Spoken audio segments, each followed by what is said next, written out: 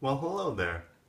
My name is again Scott Forrest, and today we are going to go over installing a motherboard into the case. In order to do this, you have to line up all the screw holes with the standoffs. The standoffs can be screwed into the back of the case in different positions.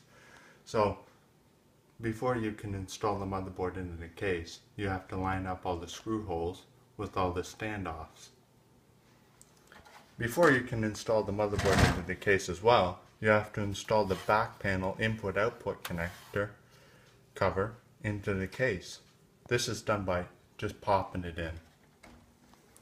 After you've done that, you can insert the motherboard into the case, make sure all the holes line up with the standoffs, and then screw it in.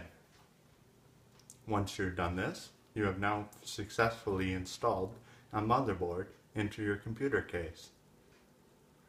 I hope you have a great day, and next week we're going to go over installing a CPU and a CPU cooler. Thank you.